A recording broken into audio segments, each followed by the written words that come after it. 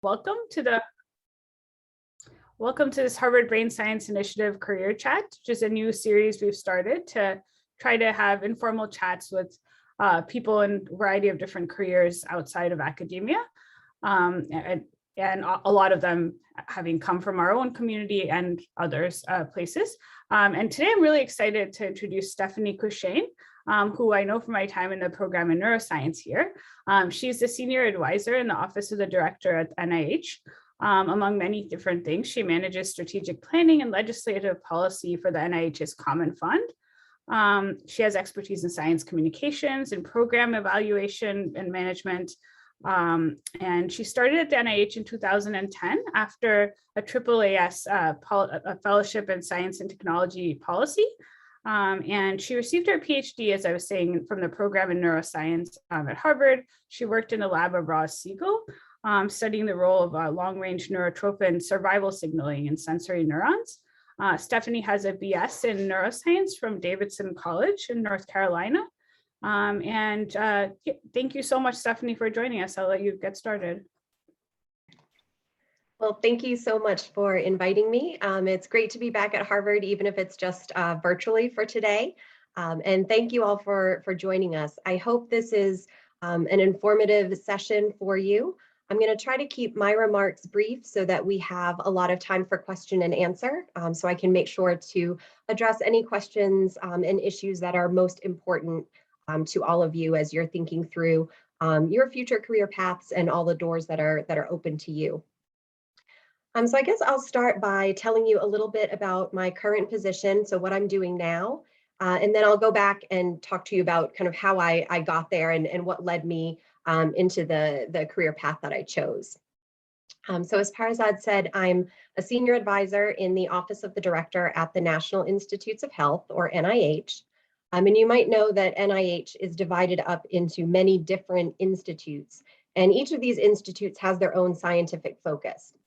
But the Office of the Director, where I sit, is responsible for coordinating across all of the different institutes of the NIH and thinking about sort of big picture issues that are important for the NIH as a whole. And so my particular office, the Office of Strategic Coordination, we manage a pot of money that's called the Common Fund. It's about $650 million, and we use that to support about 25 different scientific programs that don't focus on a very narrow area of science or a particular topic or disease, but instead our scientific programs are really meant to be very broad in nature. So they're scientific areas that are of importance to the NIH as a whole. And so they're pretty interdisciplinary. A lot of our programs address sort of new and emerging areas of science, or they address major obstacles to scientific progress that are common across multiple different fields.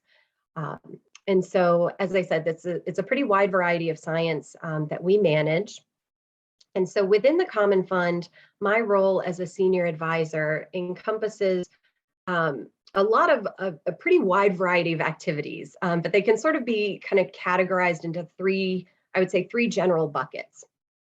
So one bucket is what I would call kind of a policy bucket. This involves what we would call both legislative policy as well as program management policy. And so for the legislative policy piece, I sort of lead the charge on any communication between our office and Congress. So if a member of Congress has a question about one of our programs, wants to know more information, I would be responsible for getting the information to that member or their staffer. I also help prepare our senior leadership if they have a meeting with a member of Congress, or if they participate in a hearing or a briefing down on the Hill, making sure that our leadership has the information they need to have that interaction with Congress, making sure they have the talking points and the messages that we think are most important to convey to a member of Congress about what we're doing. Because I think, as you can probably all guess, the messages that we want to convey to Congress and the things that members of Congress are most interested in are not always the same as, for example, what a scientist might be most interested in about our program. So we really think a lot about how do we tailor our messages and our materials to the appropriate audience. And one of the audiences I think about the most is Congress. In addition, I'm also responsible for tracking and analyzing any pending legislation that might have an impact on our office or on the NIH as a whole.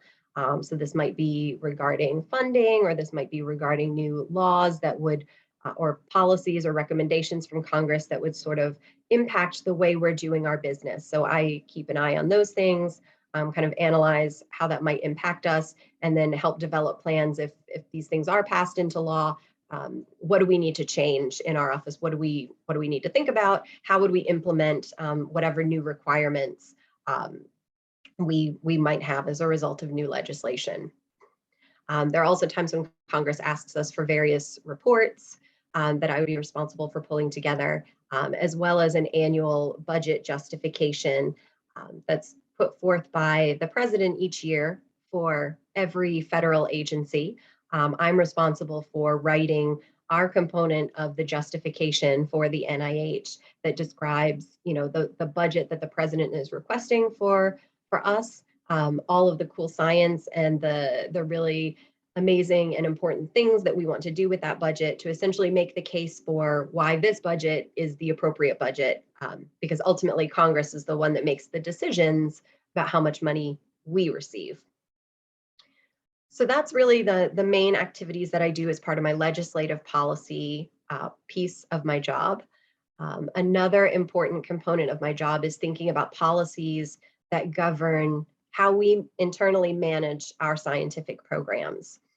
So these might be policies around how do we ensure that we're meeting all of the requirements that we have to meet when we manage clinical trials. How do we make sure that staff are trained appropriately, that we have the right checks and balances in place, that we're monitoring and recording all the information that we need to record when it comes to clinical trials.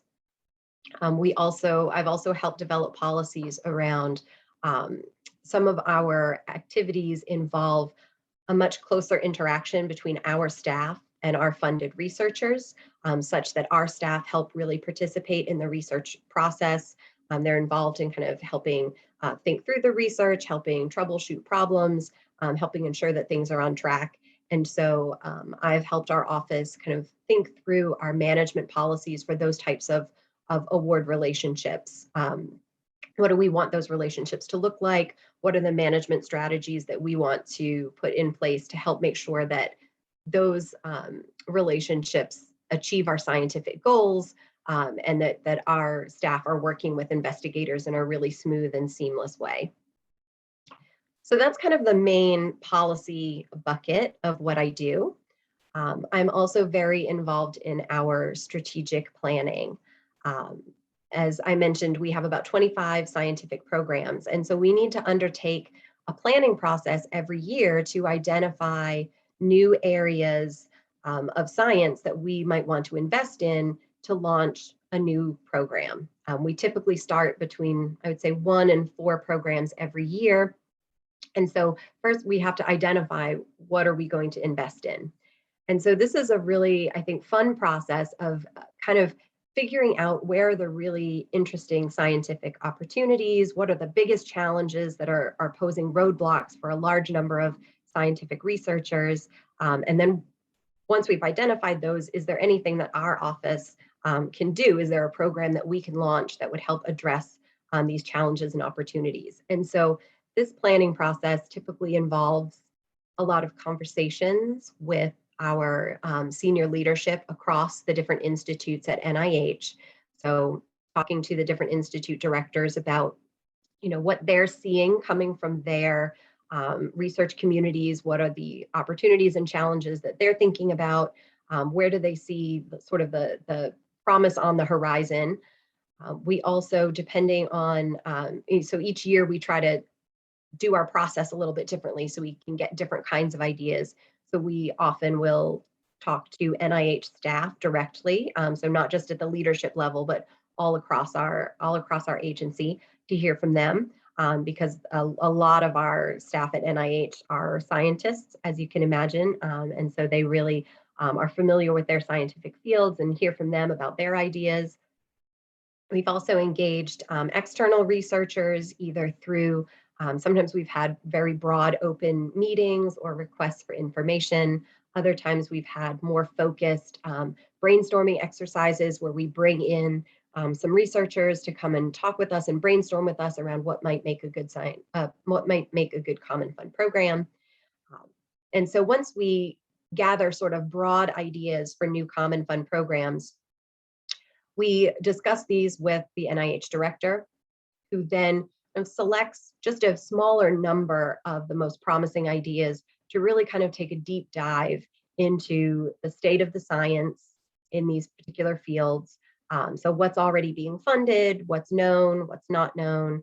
We talk to experts in the field, and we'll do a lot of analyses of the NIH portfolio and the research portfolio across the world to see what is going on and what are the needs. And that's how we can identify really specifically what should our program do, because our programs are often not just throwing a bunch of money into a scientific research field, but oftentimes we identify specific needs that would help to catalyze a field of research. So for example, if there's an emerging field of research that we think is really promising, what does this field need to move forward? Do they need advances in technology that we could possibly support? Do they need some sort of foundational, really large scale data set that would be made publicly available that researchers could tap into to then leverage for their own studies? We try to identify really specifically what can we do, what should we fund that would enable researchers to then continue on this research on their own once our program has ended. So I manage the process of kind of gathering these ideas, narrowing down these ideas, and then seeing them kind of through all the way through the process of developing what an actual Common Fund program would look like. And so that's, I think, a really fun part of my job, because it really gives you a sense of kind of some of the emerging areas of science. What are the big picture problems? What are the big picture questions that are getting a broad array of scientists really excited about? And so then my final, I would say, bucket of stuff that I help to manage in the office is probably the least well-defined. As a senior advisor, I work very closely with our director, and essentially a big part of my job is whatever our director wants it to be. So any major projects that need an extra pair of hands, I am there to be that extra pair of hands. I've helped to launch new programs that we really needed to get off the ground quickly, that were really high profile and that involved kind of moving things, bringing people together, moving things through the NIH system really rapidly. I've kind of dived into that and taken those on to get them successfully launched before I hand them off to somebody else in our office. I've also helped with some of our more complex programs that had a lot of people and a lot of moving pieces, but didn't really have somebody thinking about sort of the overall picture of the program and making sure all of the different components were working together and everything was moving together in a unified direction. So sort of bringing a very project management perspective to some of our complex programs. And then I've also helped with a lot of sort of high level management of our office. So helping to think through, our office has undergone several reorganizations since I've been there. Have been growing tremendously. I started in the office about 10 years ago, 11 years ago. I think there were about 9 or 10 people in the office, and I think at last count, we're up to about 55. So I've helped to oversee some reorganization and thinking through how we're managing our staff, how we're managing, dividing up into teams to conquer the different functions we need to accomplish in our office, helping to think through our process for recruiting, hiring, interviewing people to join our office, so that we do all of that in a very rigorous and transparent and fair way. Thinking through succession planning. So how do we mitigate risk when, the possibility that different people in our office might leave as they retire or move to other positions? How do we make sure that we're ready to have somebody else kind of step into that role and fulfill all the duties that we need to do.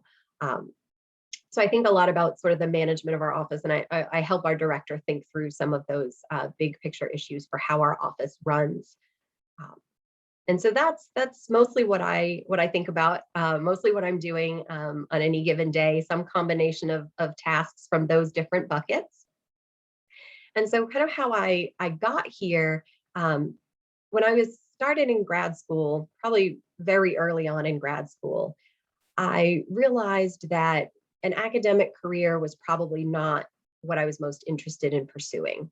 So I really love science. I really love biology, but I was interested in kind of taking a more broad view of science. So learning a lot about different areas of science, but at more of a high level view, as opposed to the really in-depth, narrow knowledge that you get from being in a lab. So I wanted to learn a lot about different types of science, but if you got to the point where, I'm trying to dissect a 50-step molecular cascade or spend hours troubleshooting a microscope configuration, that was not the level of science I was interested in. I sort of like to know a little bit about a lot of different areas rather than know a lot about a narrow area. So I kind of figured I wanted a career that would sort of allow me to be more of a science dabbler. And I also realized that I liked talking about science and writing about science a lot better than I liked actually being at the bench and doing the science. So that also did not bode well for a career in academia or industry for that matter. So I really started doing a lot of research in grad school about, what are the career paths that might leverage my skills and my interest. And one of the career paths I kept circling back to was the idea of science policy. And I thought science policy sounded really interesting. It seemed like there was a big communication component. It seemed like you'd probably be involved in a lot of different types of science. As a grad student, though, even though I was interested, I sort of always felt like I never quite got my hands fully around what science policy was. Like if somebody asked me to define it, even though I researched it and I went to a bunch of career talks, I felt like I still didn't quite know what it was. And I thought maybe I just wasn't getting it or I wasn't paying enough attention. But it turns out now, being in a career that has involved a fairly large amount of science policy, that's because science policy is a really broad term that means a lot of different things to a lot of different people.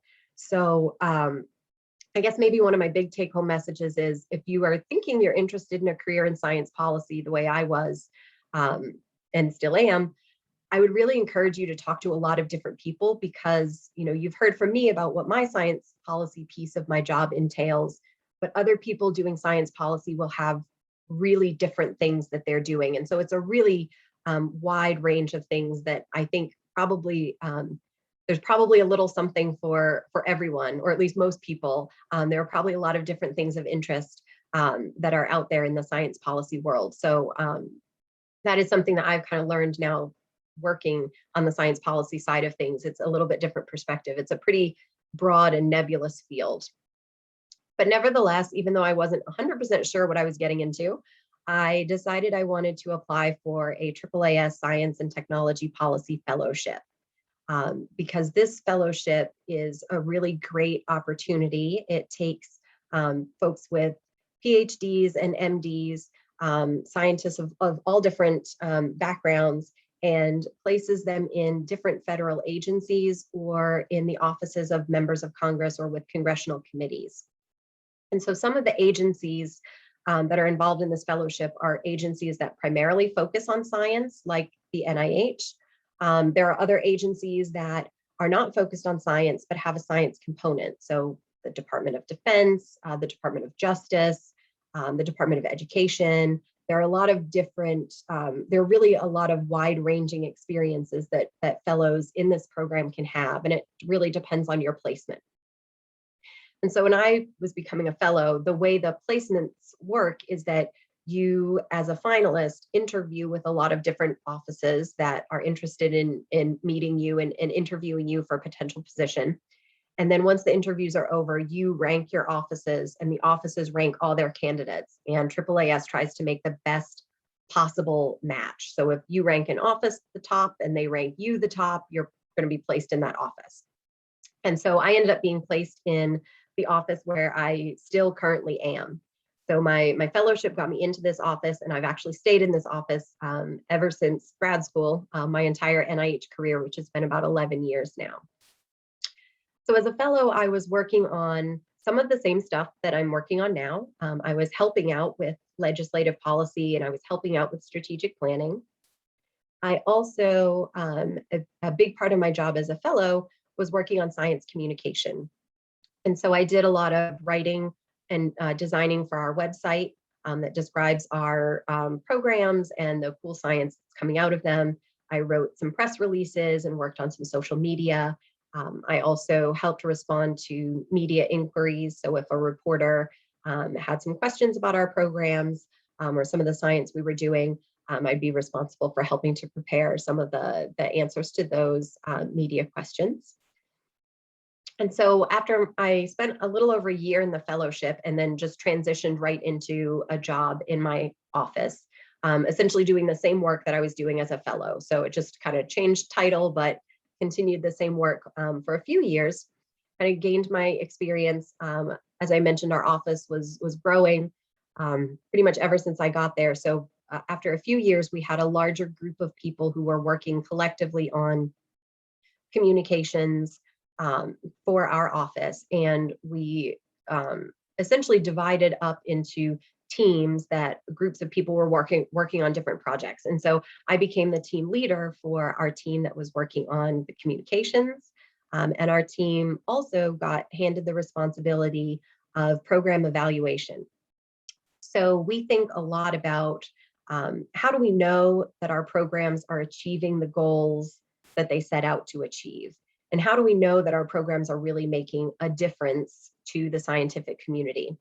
And so our team was responsible for doing things like tracking our publications that were coming out of our programs, tracking what new tools and technologies were being developed, what data we were making available.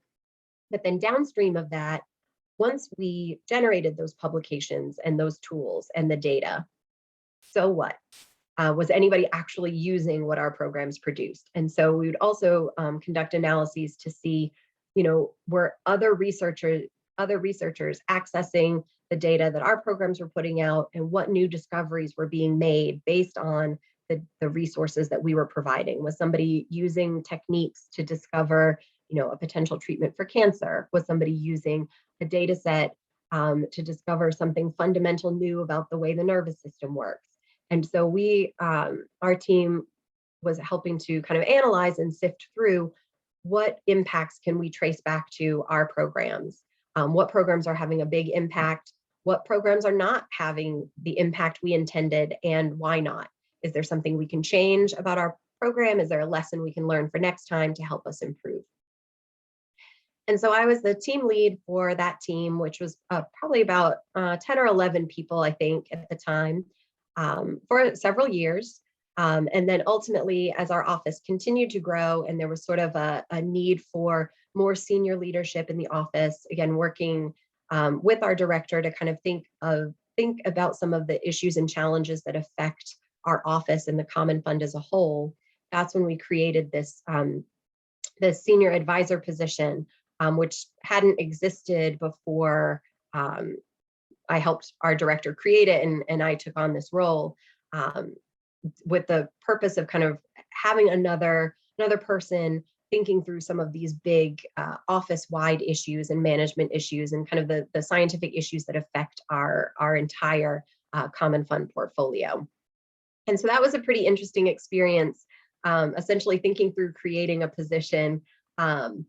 It was great because I got to keep, again, the policy pieces that I really enjoyed doing and the strategic planning pieces that I really enjoyed doing, as well as thinking through how to craft a position that was included some other things that I wanted to get experience in, program management and program policy.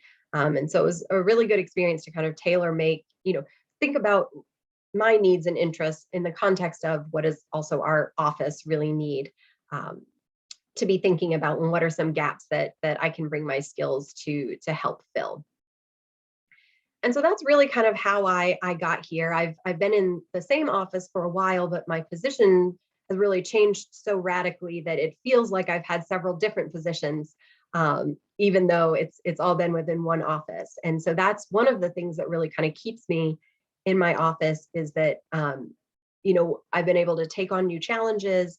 I've been able to experience new things. The science that we support is very broad and ever changing, which from a scientific point of view keeps me very interested. And that was something that I was really thinking a lot about as I was thinking of transitioning out of the lab.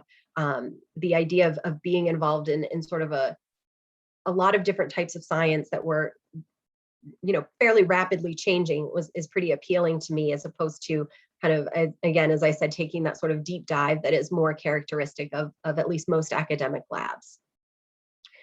And so that's kind of how I ended up here. I would say some of the skills that are most important from my perspective, certainly in my role, but also in many roles that I've seen that are even quite different from mine, is a really key skill is the ability to communicate, especially communicating complex topics, whether that's scientific topics, business topics, management topics, anything with a high degree of complexity, being able to distill that down, think through kind of what are the really key issues, the key action steps, what do we need to focus on, and communicating that to a wide variety of audiences is a skill that is just going to be incredibly valuable, I think, in probably almost any career path that you're thinking of. And certainly in my career path, it's been very helpful. When I was in graduate school, I was pretty involved with the Science in the News organization, which I know is still going on. And I just recently checked out their website, and they've expanded tremendously since I was involved in the organization. And so that, if any of you are interested, I would put in a plug for that as being a really great way to get some experience communicating to different audiences. But there are loads of different ways to do that, whether it's through volunteer positions in schools or museums or with community groups, whether it's writing for local papers or blogs or on social media. But anything you can do to sort of hone skills around communication, especially communicating outside of the lab, is a really valuable skill. And another valuable skill that I found is, sort of being willing to be flexible in terms of the projects that you will step up to take on, even if they're things outside your comfort zone.